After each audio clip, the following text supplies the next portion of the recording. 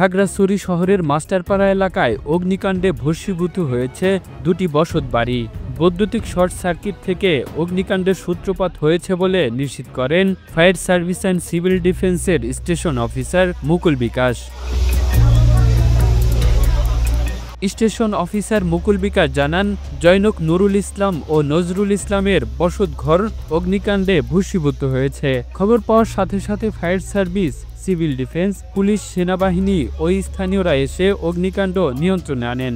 নুরুল ইসলাম ও নজরুল ইসলামের ভাই তাজুল ইসলাম বাদল জানান, অগ্নিকাণ্ডের ঘটনায় প্রায় অর্ধ কোটি টাকার ক্ষয়ক্ষতি হয়েছে।